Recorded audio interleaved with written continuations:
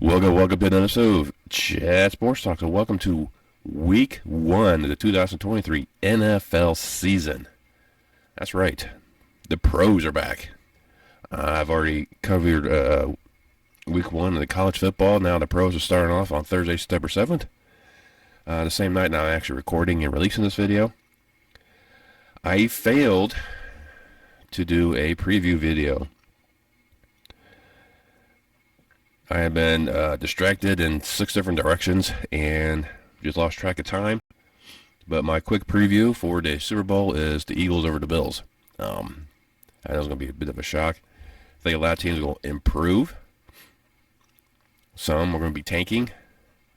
And some might have a disappointed sophomore season under the new head coaches. But we've got to see how things kind of play out because we have a lot of interesting details coming up. And a lot of player movements and injuries.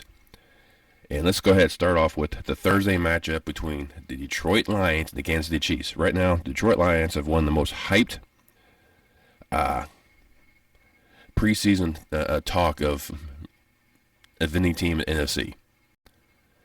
Then the other team that's getting hyped more is the Jets. But for Detroit, they closed out the season strong, fell short. They could have got a win earlier in the season here and there, and they probably got that. Jared Goff is a decent quarterback, competent quarterback. Give him the tools necessary. He should succeed. Defense is young, talented, and hungry. But they have a very tough task ahead of them. They're taking on the defending Super Bowl champs, Patrick Mahomes and the Kansas City Chiefs in Arrowhead. So not really friendly grounds for Lions to go hunting. However, the Chiefs will probably be missing 2 key weapons on both sides of the ball. Chris Jones is still holding out. He's not getting paid. I don't know why. The Chiefs need him. He's the anchor of that defense. If you don't have someone in the backfield to disrupt the quarterback and then now change the dynamics of the passing game, change the dynamics of the running game, your secondary has already been proven to be pretty porous at best, will be attacked vigorously by Jared Goff. And Travis Kelce twisted his knee in practice, and it's questionable for tonight's matchup. Now, Kansas City has a slew of players that can step up. The question is, who does Patrick Mahomes trust the most? And looking at Detroit's defense from last year, really bad on the road, really bad against the run. There we go. So I think Kansas City will probably run it more between the two backs, and Patrick Mahomes really kind of mess it up. So draw in the defense and then start finding open targets back there. Right now, Kansas City's favored by 4.5. It's going to be closer than that. I really think it's not going to be a track meet, but Detroit is going to keep Kansas City honest. I'm just not a full believer in Detroit offense as of yet. But I think Kansas City could win by 3. So Kansas City for the win, Detroit for the points. Let's head off into Sunday when you got the Carolina Panthers visiting hot Atlanta, take on the Falcons. A key NFC NASCAR division showdown between 2 struggling teams. But Atlanta has made some interesting moves in the offseason. They have a very competent running back. It's the quarterback position that's kind of questionable. Right now, Atlanta's favored by 3.5.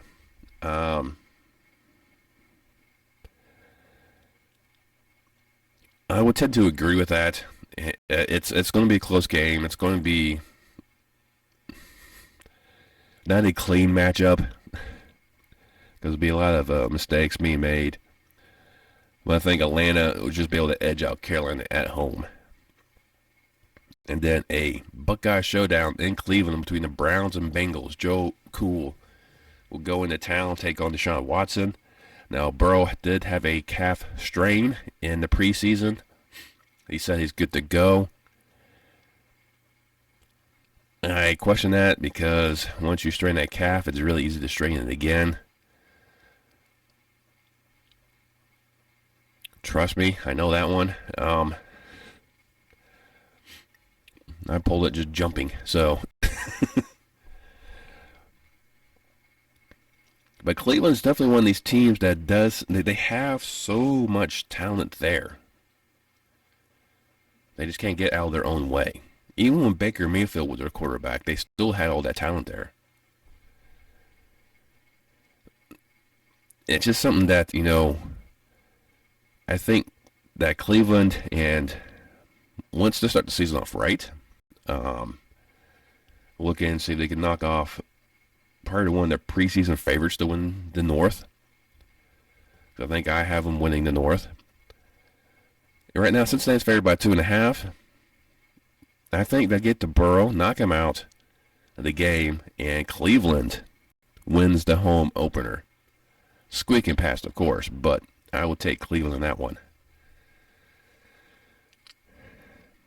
Then we head to Indianapolis, where the Indianapolis Colts and Anthony Richardson play host to the Jacksonville Jaguars and Trevor Lawrence.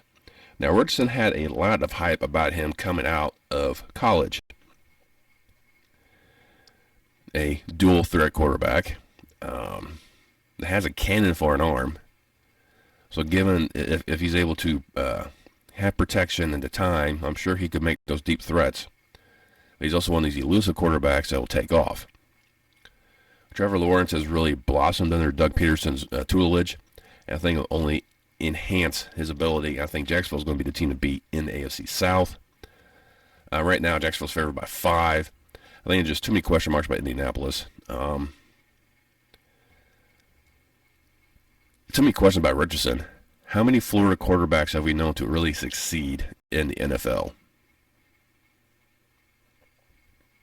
I think the last Florida quarterback to go to the Super Bowl was Rex Grossman of the Chicago Bears. Oh, sexy Rexy. But I think Jacksonville's going to be way too much. Jacksonville has a very young defense as well, very hungry, talented offense. This is the team to watch out for this season, I believe. These guys should make a nice improvement. They should have a deep run in the playoffs, but I'm taking the Jags. Now we head to Minnesota, where the Vikings play host to Tampa Bay Buccaneers and Baker Mayfield. Minnesota's getting not being looked at a lot. Now, they did have a great season last year. They won a lot of games they probably shouldn't have. But their tenacity really helped them out. It's the running game that's not going to take a hit because they no longer have Dalvin Cook. So there will be a downhill spiral a little bit for Minnesota, but I still think Minnesota's going to be good enough to win the division. And he'll take on a Tampa Bay team that has a question mark at quarterback. I think Baker should have stayed out in L.A. But, yeah, it's going to be all Minnesota on this one. Cousins is just going to shred them. And they're up by 5.5 right now. I think it's going to be at least a 6-point victory. So, yeah, definitely Minnesota. Definitely. Then we head to New Orleans where the Saints play host to the Titans. And this one I went back and forth on because there's a lot of things that kind of play into this. Because you have Derrick Henry in Tennessee, so the vote against King Henry is, going at your life. But who do you go with on this one? I went back and forth right now. Saints are favored by 3.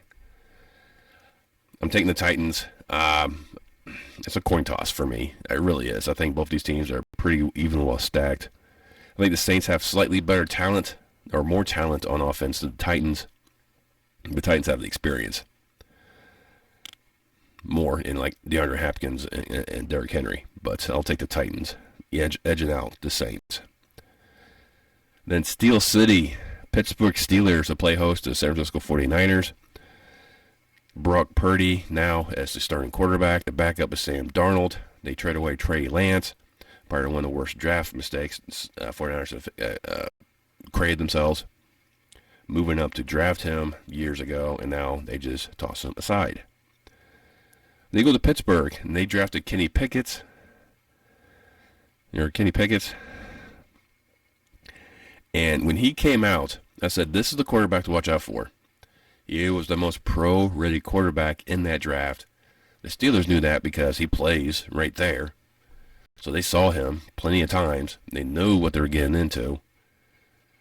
drafted him. Now they got George Pickens as his number one receiver, kind of an A.J. Green style type of receiver. I think A.J. Green, Matt Ryan of Atlanta. That was a dynamic duo. I think Pickens and Pickett can do the exact same thing.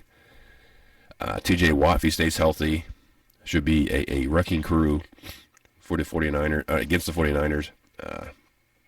Bosa just signed his extension, so he may have limited appearance in that secondary.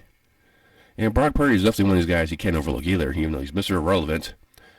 But he led the 49ers to the NFC Championship game. And if he wasn't injured, maybe they would have won. So a lot of interesting aspects in this matchup. The 49ers are favored by 2.5. I think this one's also could go either direction. But I think the Steelers could win their home opener and kind of shock the 49ers a bit. The 49ers will recover from this, and then the Steelers will have another winning season. Not sure they'll make the playoffs, but I definitely think they'll have a nice, deep, a good contention.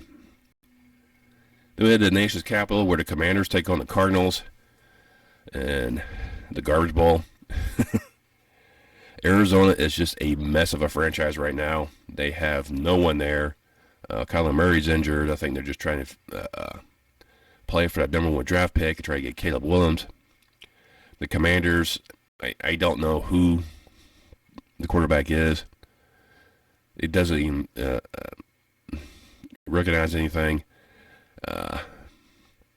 Defense is still trying to recover and be more relevant than it was. So these are just two bad franchises right now. The offense should be a little bit better because of the new offensive coordinator, who should be a head coach, Eric Bieniemy. But I will take the Commanders. Right now they're favored by 7. No. Like I said, these are two bad teams. It'll be less than 7. So if you want to take Cardinals for the points, I'm sure you'd be safe. But this is just a bad game between these two. They have C.J. Stroud and the Houston Texans will make his debut against Lamar Jackson and the Baltimore Ravens. They're at M&T Bank Stadium. Lamar has a couple new receivers, and Odell Beckham Jr. and Flowers, the rookie. Flowers will be the focal point for the aerial attack. Beckham should be a nice backup piece. I don't expect much from him. He's had quite a few serious injuries past couple seasons. So I'm sure he can still catch. I think the speed's not there. So he's going to be a possession receiver. And Lamar Jackson, of course, dual threat. If he can stay healthy, I think it'll be a good thing for the Baltimore Ravens. Right now, Baltimore's favored by 10. Houston made some noise last year. So, and they took a task to Kansas City. So, I think Houston might make it a little bit closer than 10. It'll probably still be a 7-point victory at least. I think Baltimore should probably hold off any late charges the Texans do, but I'll still give it the Ravens. But I don't think it's going to be 10. You may up to Chicago, where the Bears will take on the Green Bay Packers. Derek Love is now the choice du jour up there in Green Bay. And he's now taking over. The draft seemed to catch lightning in the bottle a second time. They did with Aaron Rodgers replacing Brett Favre, trading the older quarterback to the Jets. The Bears made some interesting moves. Getting DJ Moore and a couple of draft picks. You could pick up some other interesting pieces for Justin Fields. He just ran like a fool last year. He cannot repeat that. For him to have sustained success in the NFL, he can still be a elusive quarterback, but he can't be the rushing focal point. The defense have made some changes as well. The changes in the GM really kind of refocused a lot of the aspects they're trying to do. And there's still a lot left for Green Bay, because Green Bay still has a young, talented team on both sides of the ball. And Love has a lot of fanfare up in Green Bay and nationally. There's a couple of receivers that could be key not being there. And right now, Chicago's favored by 1. I'm going to go the Bears.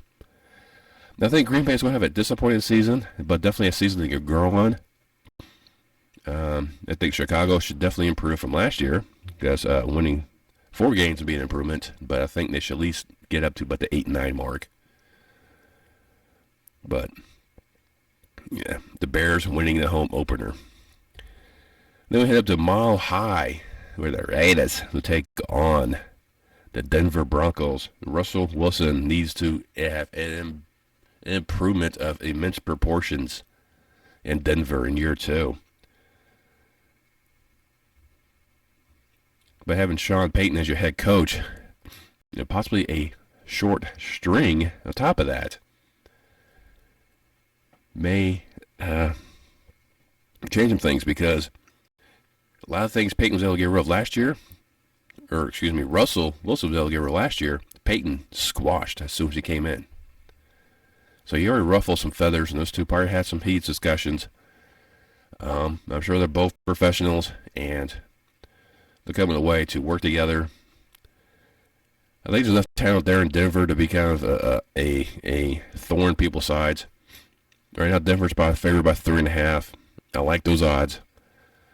I think Denver will definitely be a vastly improved team. I said that last year too, and lost that one. But I will go with the Broncos at home. Should be winning at least by 3.5. Then we have to New England, where the NFC champions were trying to return to the promised land, the Super Bowl.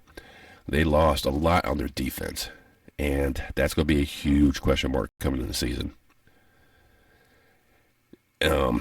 New England finally has an offensive coordinator, so that should really help Mac Jones kind of rebound from his sophomore slump.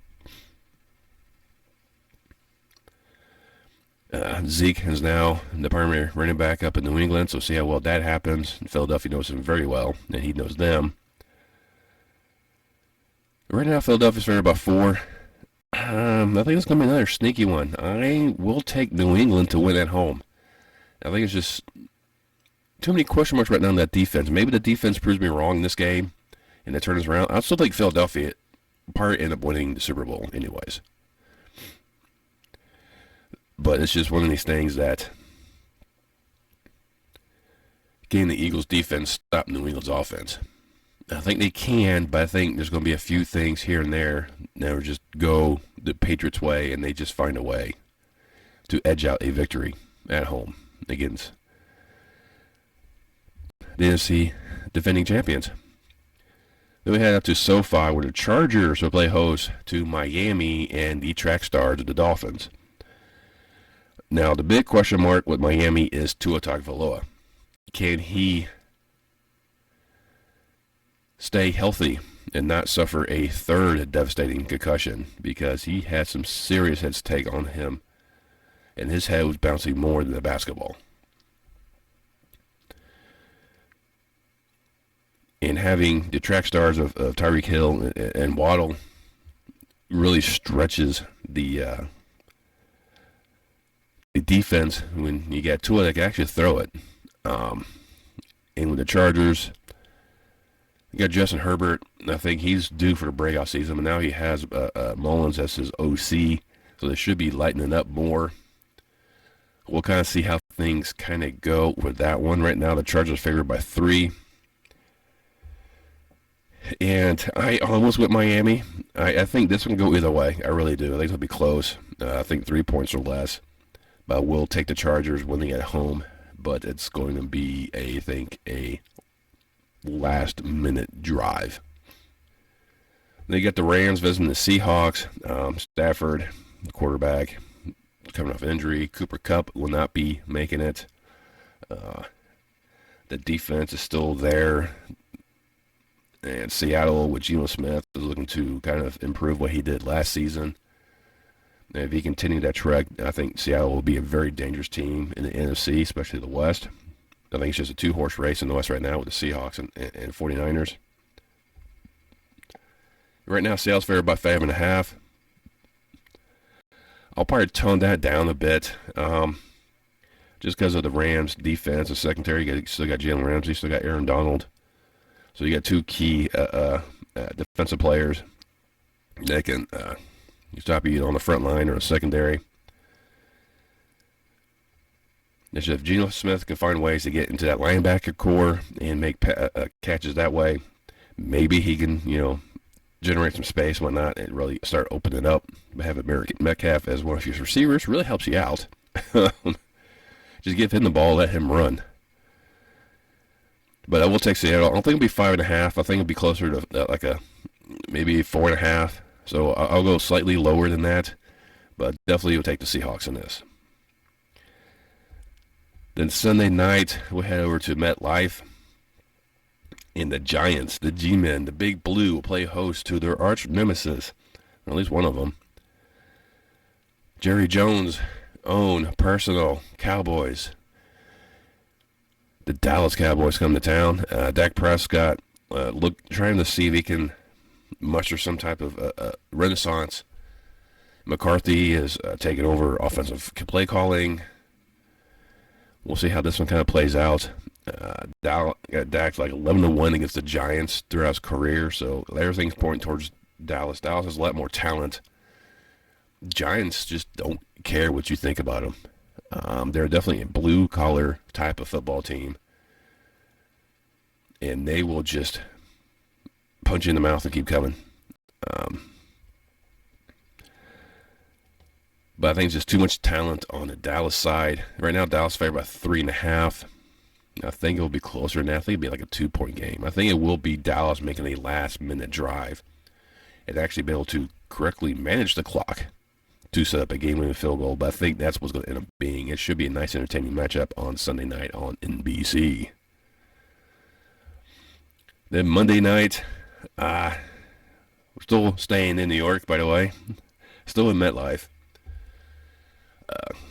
On September 11th, so it'll be a sombering affair, to say the least, for the fans of New York, because most of us do remember what happened that day many years ago now. Will feature the Buffalo Bills taking on the New York Jets. The Bills will not have Von Miller, and the Jets have so much talent. Aaron Rodgers, Dalvin Cook, all the other star receivers and young defense. The Jets, if they had a competent offense, they would have been in the playoffs last year. But they just couldn't score touchdowns for weeks on end and just took themselves out of games. Aaron Rodgers definitely changed that aspect. I think he's looking at this as a new lease on life to really try to outdo Brett Favre. Because Brett Favre also went to New York, but could never make it to the Super Bowl. I think he's looking at it the exact same way, maybe trying to find ways to actually get the Jets to the Super Bowl. I think the Jets could actually take the division title this year from Buffalo, but fail in the postseason. And with this game right now, Buffalo's favored by 2.5.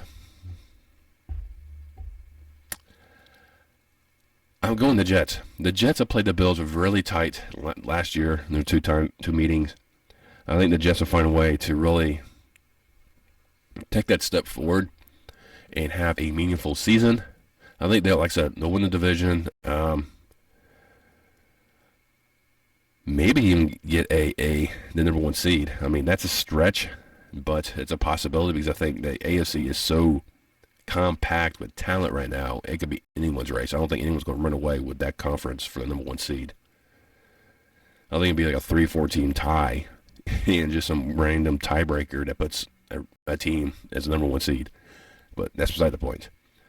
But I think the Jets will hold off and beat Buffalo. Buffalo will look at this to try to reconsider, retool, recalibrate, and trying to find a new way to progress throughout the season, which they should have no problem with. And I think, the Jets will actually take off this year. We'll just see how well that maintains, how well they maintain in flight, and how before they get grounded once again. But I'll take the Jets, edging out Buffalo to round off week number 1. Well, let me know what you think of these games. Which game do you think I got completely wrong? And trust me, I probably got half of them wrong. Week 1 always surprises me with who comes out on top, who doesn't come out on top. I try to pick some upsets in there and to kind of throw things in there. Some games I think are closer to what they actually being advertised as. There's some teams out there that are just fighting for the number 1 draft pick. See, they can win the Caleb Williams sweepstakes. Is that going to be Washington? Is it going to be Arizona? Is it the Las Vegas Raiders? I think it's like one of those 3 that could wind up being the number 1, have the number 1 draft pick, but we'll see what transpires. Does the injuries to Kelsey and the absence of Chris Jones hamper Kansas City and give Detroit shots? I mean, I think Detroit could, really surprise the Chiefs, but in the end, I can't go against Patrick Mahomes. Which rookie quarterback are you most looking forward to seeing this season? Which team will have the biggest improvement? Which one's going to have the biggest disappointment? Let me know down in the comments below. Once you're down there, go ahead and hit that thumbs up, especially like the content I provide you. It really pleases you YouTube guys. Really help promote this channel out. You also subscribe. A lot of you guys review my work, and I love y'all for doing that. And how many subscribes? It costs you a dime. You just click that bell icon, turn your notification. Let's see the next time I post any more content on my channel. And I will see you next time on Chat Sports Talk.